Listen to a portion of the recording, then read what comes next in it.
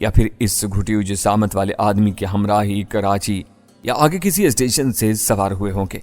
मेरी अव्वलीन कोशिश यहाँ से फरार की थी और मेरा मुद्दा इन्हीं की जीप ले उड़ना था जो करीब ही हाथे में मौजूद थी। और गामू तू उधर जा, घुटी हुई जिसामत के आदमी ने हाँपते हुए चरीरे बदन वाले से तहकमाना कहा। इसने इमारत के अकीबी हिस्से की जानिब इशारा करते हुए उससे कहा था, जबकि दूसरा साथी जो दरमियाने जिस्म का तीफा ही था उसे बाएं जानिब जाने को कहा। खुद वो रेखते की जानिब मोहतात रवि से बढ़ने लगा जिधर मैं छुपा बैठा था। वो ज्यादा दूर नहीं गया है, इधर ही कहीं छुपा बैठा होगा। घुटी हुई जिसामत का आदमी चिल्लाकर बोला। ये धोखेबाज फरेबी बहुत चालाक और होशियार लगा मुझे। उसने यकीनन मुझ पर नफसियाती खौफ डालने के लिए ये कहा था, वरना तो उसके दोनों साथी दूर जा चुके थे। उसने मुझे सुनाने के लिए ही ऐसा कहा था जो मैं पहले ही इस धोखेबाज पर भरा बैठा था। इसे छापने का इरादा कर लिया और सांप की तरह सीने और कोहनियों के बल रेखते के ढेर से दूसरी जानिब तेजी से रिंग गया। अब मैं पहलू से उसके कदरे अकम में था, क्योंकि वो रेखते के ढेर के उसी मकाम पर करीब पहुंच चुका था जिस तरफ थोड़ी देर पहले मैंने घात लगा रखी थी। तभी मैं उठा और झुका झुका दबे पांव उसके करीब जा पहुंचा। उसे भी एकदम अपने अकम में किसी की मौजूदगी का एहसास हुआ था और वो तेजी से पलटा था, मगर उसे देर हो चुकी थी। मैं एक वहशियाना गुर्राहट के साथ उस पर जा पड़ा और उसे रगेदता हुआ रेखते पर गिरा। उसने संभलने की कोशिश की, मगर मैं अब उस मरदूद को कहां मौका देने वाला था। अपने दाएं हाथ का एक जोरदार पंच मैंने उसकी कनपट्टी पर रसीद कर दिया। कम वक्त सख्त जान साबित हुआ, वरना मेरा यह पंच अच्छे अच्छों को दुनिया माफिया से गाफिल कर डालता था। उसने चालाकी करते हुए गोया एक पंथ दो काज कर डाले। बुलंद आवाज में चिल्लाया। एक तो चिल्लाकर अपनी तकलीफ का एहसास कम करना चाहा था और दूसरा अपने दोनों साथियों तीफे और गामू को भी मुतवज्जा करने की कोशिश की थी। मैंने चिल्लाकर दांत पीसे। पिस्तौल उसके हाथ से छूट चुका था। मैंने उसे ढूंढने या उठाने में वक्त जाया नहीं किया। तहम मद्दे मुकाबल की सख्त जानी महसूस करते ही मैंने उसके जबड़े पर भी मुक्का दे मारा। वो फिर बैल की तरह डकराया, मगर बेसुध होकर नहीं पड़ा। यही नहीं, उसने न जाने किस तरह हिम्मत करके मेरे पेट पर अपने घुटने की जरब रसीद कर दी। यह मेरे लिए गैर मुतवक्का और अचानक था। जरब करीब की थी, मगर इसके मजरूब होने के सबब जोरदार साबित नहीं हुई। मैं वो सह गया और उसके पेट पर भी खूंसार रसीद कर दिया। वो इस बार जोर से न चिल्ला सका और घुटी घुटी कराह के साथ बेसुध होने लगा। तभी मैंने उसके साथियों के दौड़ते हुए कदमों की आहट सुनी। अब मैंने मुतलाशी नजरों से अरीब करीब में देखा तो मध्यम रोशनी में मुझे गिरे हुए पिस्तौल की चमकती झलक नजर आ गई। मैंने लपक कर वो उचक लिया और एहतियातन उसके ठोस दस्ते की एक जरब मध्य मुकाबिल की मजरूब कनपट्टी पर रसीद करके उसे इंटा गफील कर डाला और पिस्तौल संभाले लपक कर दूसरी सिम्मत हो गया। इसी वक्त तारीकी में दो सायों को मैंने हाँपते कांपते एक जानिब से नमूदार होते देखा। ये यकीनन तीफा और गामू थे। ओए शाला जी को देख, क्या हो गया? ये तीफे की घबराई हुई आवाज थी। शाला जी? शायद वही धोखा देने वाला आदमी और इन दोनों का सरगना था जिसे मैंने बेहोश कर दिया था। ओए गामू, शाला जी जिंदा है या? हाँ, लगता है वो कम वक्त इसे जख्मी करके भाग निकला। तू जा उसके पीछे, मैं इसे देखता हूँ, गामू ने तीफे से कहा। उसकी बात सुनकर मेरा इन पर हमला करने का इरादा बदल गया। मैं दूसरी तरफ की ढलवानी आड़ में दुबका छुपा रहा। साथ ही मेरी उकाबी और मुतलाशी नजरें तेजी से गिरदोपेश में गर्दिश कर रही थीं। मेरी नजरें जीप का भी तवाफ कर रही थीं जो अंदर अहाते में खड़ी थी। मैंने तीफे को दौड़ते देखा। वो मेरी तलाश में कहीं तारीकी में गुम हो गया था। इधर गामू शाला जी को सहारा देने की कोशिश में था कि मैं उसके सर पर नमूदार हो गया और पिस्तौल के दस्ते की एक जरब उसके सर पर भी आजमा थी। वो अपने हल्क से ऊख की कराह अमेज आवाज खारिज करके शाला जी के करीब ही ढेर हो गया। मैं लपक कर अहाते की जानिब दौड़ा और जीप के पास पहुंचा। चाबी इग्निशन ही में लगी हुई थी।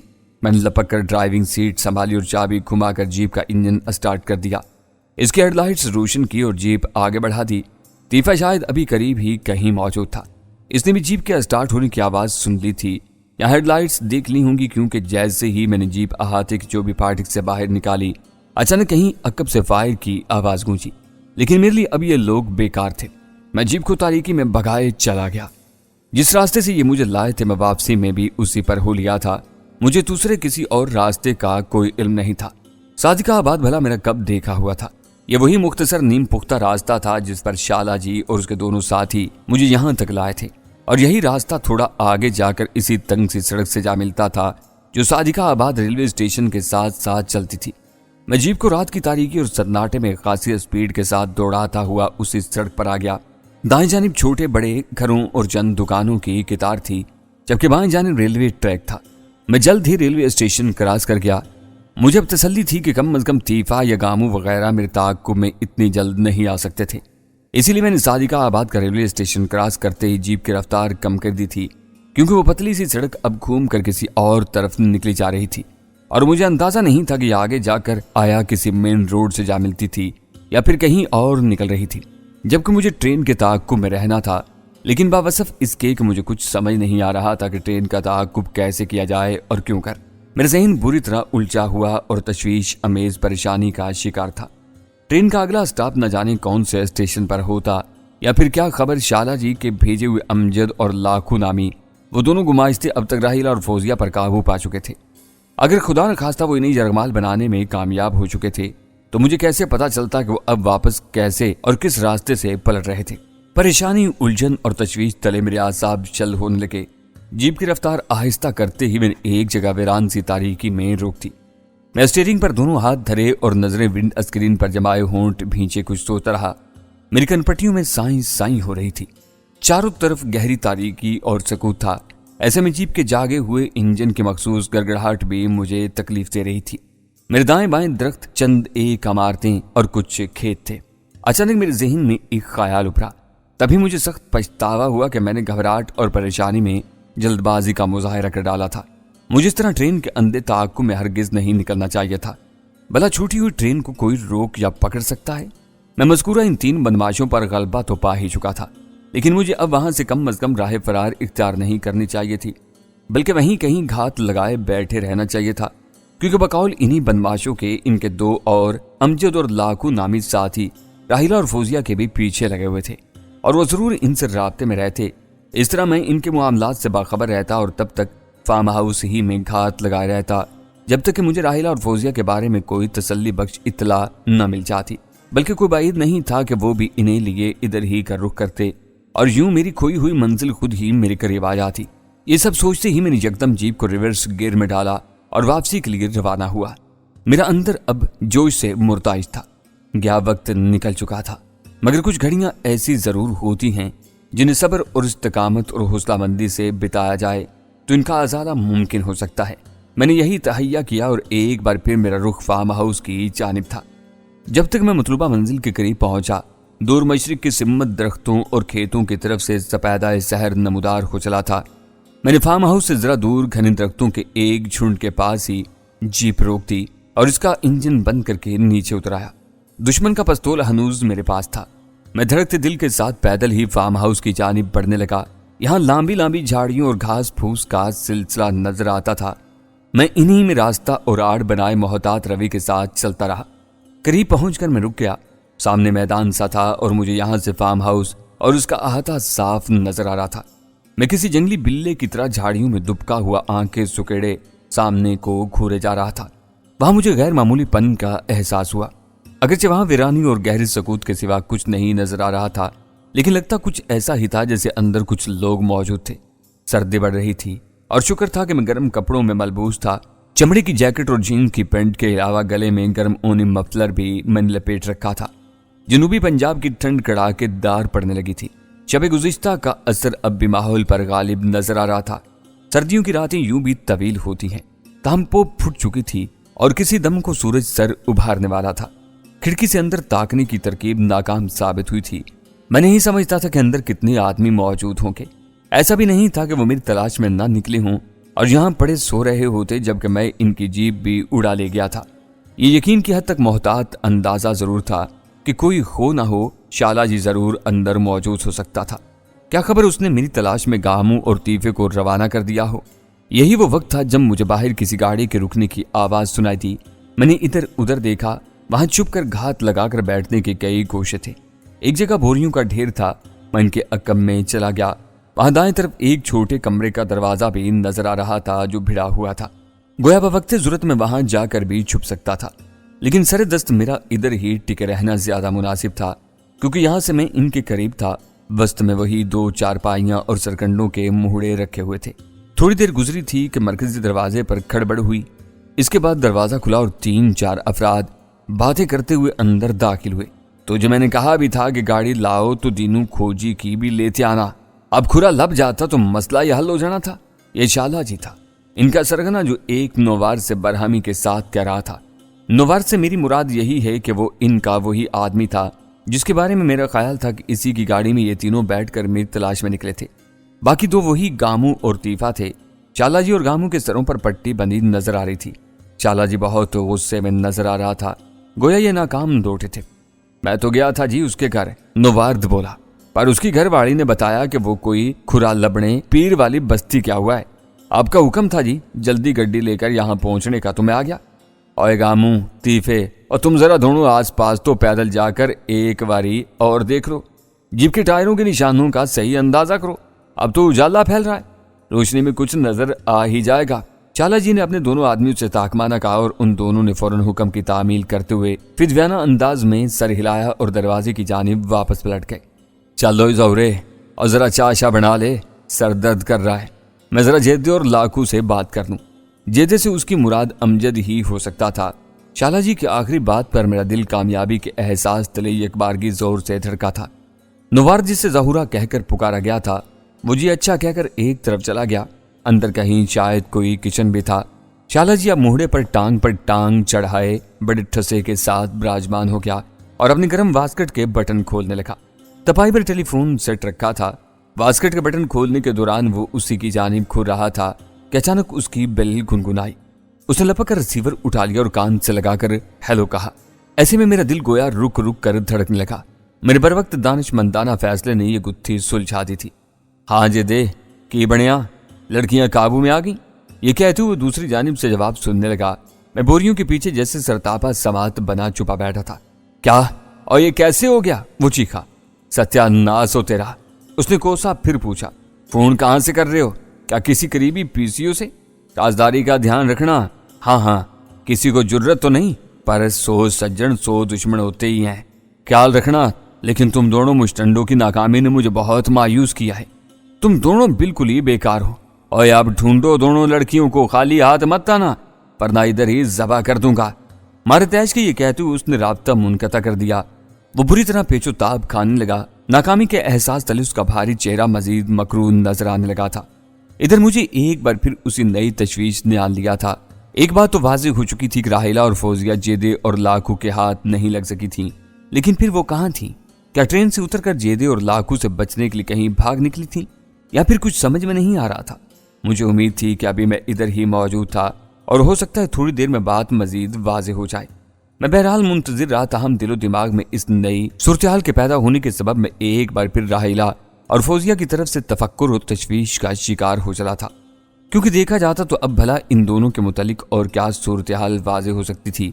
यही कि वो कैसे और कहाँ गायब हो गई, जेदे और लाखू की हत्या क्यों न जड़ सकी। हाँ, ये मुमकिन था कि मुझे इनके मजीद बातें सुनने का मौका मिलता तो सिर्फ इसी कदर ही पता चलता कि वाकया कब और कौन से स्टेशन पर हुआ था। थोड़ी देर बाद ज़हूरा एक ट्रे में चाय के 2 मग उठा लाया। चुक कर बड़े एहतराम से उसने एक मग शाला जी को थमाया और फिर उसके सामने वाली चारपाई पर पांव पसार कर बैठ गया।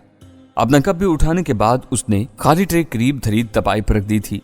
क्या हुआ जी, आप कुछ परेशान से नजर आ रहे हैं? शिकार पकड़ा जाएगा, आप फिक्र न करें, ज़हूर अजराहे तशवीश शाला जी से बोला। और शिकार की परेशानी से ज्यादा अब मुझे इन दोनों लड़कियों की तरफ से फिक्र हो रही है। शाला जी चाय की एक दो चुस्कियां भरने के बाद बोला। मैं गौर से कान लगाए सुनता रहा। मगर आपने तो बताया था कि अपना जेदा और लाखू। हाँ, लेकिन वो नाकाम हो गए हैं। शाला जी ने उसकी बात काट कर परेशान कुन बेजारी से कहा। वो कैसे जी? सादकाबाद से 5 किलोमीटर के फासले पर ट्रेन एक छोटे से स्टेशन पर रुकी थी। जेदे और लाखू ने सोचा मौका अच्छा है। रात ज्यादा हो चुकी थी और लड़कियां भी दोनों सो रही थी। वो दोनों इनकी ताक में तो थे ही। इन्होंने वही तरकीब आजमाई जो हमने सोहराब खान को काबू करने के लिए आजमाई थी। वो दोनों लड़कियां अपने साथी की गुमशुदगी का सुनकर बदहवास हो गईं और इसी परेशानी में जेदे के साथ नीचे उतराईं। तब तक ट्रेन रवाना हो गई।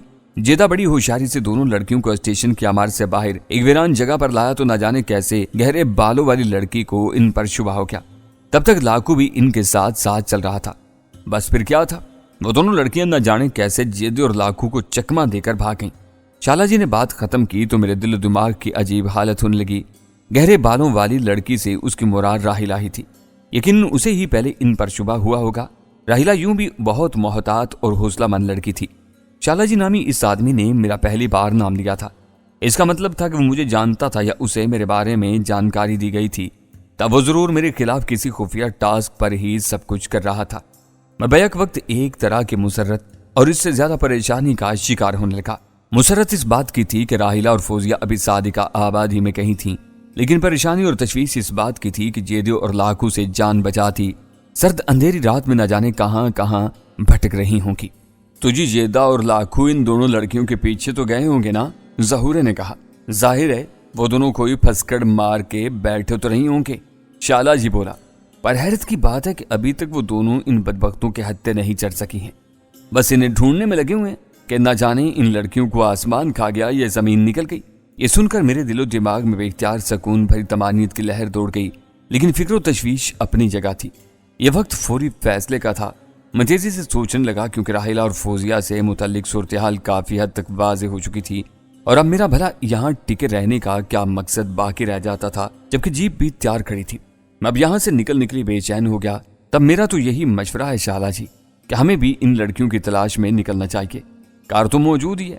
इधर जहूरा शाला जी को अपने मशवरे दे रहा था और सुराब का क्या करें फिर। शाला जी ने गुस्से से उसे घूरा। साफ लगता था कि उसे जहूरे का मशवरा एक आंख नहीं भाया था। और जी ये है ना अपने तीफा और गामू, वो इसकी तलाश कर रहे हैं। जहूर अभी शायद पीछे हटने वाला नहीं था। बात तो तुम्हारी ठीक ही लगती है जहूरे। शाला जी अब उसके मशवरे पर नीम रजामंदी से बोला। इसीलिए तो कह रहा हूँ शाला जी, यहाँ बैठे बैठे आप परेशान होते रहेंगे, पर हमारा असल शिकार सोहराब ही है। बात तो एक ही है जी, सोहराब हत्थे लगे या वो दोनों लड़कियां। जहूरा मानी खेज लहजे में बोला। हाँ ये बात तो है, बताया गया था मुझे कि वो दोनों लड़कियां उसके घर की हैं और उसकी कमजोरी भी। लड़कियां भी हाथ आ गईं तो सोहराब हमसे ज्यादा दूर नहीं जा पाएगा, शाला जी बोला। तो जी उठो फिर चलते हैं, जहूरा एकदम जोश तले बोला। वो अपना मग खाली कर चुका था। शाला जी ने भी चाय खत्म कर ली थी और मुहड़े से उठ खड़ा हुआ था। इसका मग जहूरे ने फौरन आगे बढ़कर थाम लिया था। जरा देर बाद ही वो दोनों बाहर निकल गए। मैं बोरियों की ओर से निकला और उसी वक्त मुझे बाहर कार के स्टार्ट होने की आवाज सुनाई दी। मैं भी जल्दबाजी से काम नहीं लेना चाहता था, इसलिए बाहर निकलने की जल्दी नहीं की और दबे पांव खिड़की की जाने पड़ा। वो बंद थी। मैंने इसका एक पट थोड़ा सा खोल कर बाहर झांका। इनकी कार रवाना हो रही थी। अहाते का फाटक क्रॉस करके निकली और कच्चे रास्ते पर जाने लगी। मैं भी खिड़की से हटने ही वाला था कि अचानक छिटका। कार कच्चे रास्ते पर जाकर एकदम रुक गई थी। मैं चौंक कर बगौर देखने लगा। पहले पहल तो मैं यही समझा कि शायद इनकी कार में कोई खराबी पैदा हो गई है, लेकिन ऐसा नहीं था, क्योंकि कार जरा देर रुकने के बाद रिवर्स हो रही थी। मैं उलझन में पड़ गया। कार रिवर्स होकर वापस आने लगी थी। अचानक मुझे याद आया कि मामला कुछ और होगा। क्या खबर इन वक्त पर शाला जी के जहन में कोई बात आई और वो किसी ख्याल के तहत वापस पलट रहा हो। कार जब दोबारा लौट कर फार्म हाउस के अहाते में आकर रुक गई, पहले तो मेरे जी में आया कि एक बार फिर बोरियों के इस मुख्तसर ढेर के पीछे जा छुपूं, जहां थोड़ी देर पहले छुपा बैठा था, लेकिन फिर खिड़की पर जमा रहा। कार अहाते में आकर रुक गई थी। मेरा दिल तेजी से धड़कने लगा। न जाने क्या हुआ था और क्या होने वाला था। खिड़की के थोड़े से हटे हुए पट से मेरी नजरें बदस्तूर अहाते पर जमी रहीं। क्या देखता हूं, वो शाला जी और जहूरा दोनों कार से तो नीचे उतराए थे, मगर वहीं खड़े रहे, अंदर नहीं आए थे। शाला जी बेचैनी के आलम में वहीं ठहरने लगा। बाहर सुबह सादिक की हल्की धुंध फैली हुई थी। सर्दी जोरों की थी। इन लोगों ने गर्म स्वेटरों के ऊपर जैकेट्स चढ़ा रखी थी। जहूर भी कार से निकलकर खड़ा बल खाते कच्चे रास्ते की जानिब तके जा रहा था और यही हाल बेसब्री के साथ टहलते हुए शाला जी का भी था। बल्कि वो तो टहलते टहलते एकदम रुक जाता और जहूर की तरह कच्चे रास्ते की जानिब देखने लगता। मैं इनकी सर कातों सकंदाज से फौरन भाप गया था कि कोई गैर मामूली बात है। थोड़ी देर गुजरी थी कि मैं चौंक पड़ा। कच्चे रास्ते पर कोई गाड़ी दौड़ती चली आ रही थी। गौर से देखने पर उकदा खुला कि उनकी वही जीप थी जिसे मैं लेकर फरार हुआ था। शायद वो मेरी तलाश में निकले हुए तीफे और गामू के हाथ लग चुकी थी। मैंने पुरसोच अंदाज में अपने होंठ भींच लिए। जीप अहाते के अंदर दाखिल हुई और इनके करीब एक झटके से आन रुकी। मेरा अंदाजा दुरुस्त निकला था।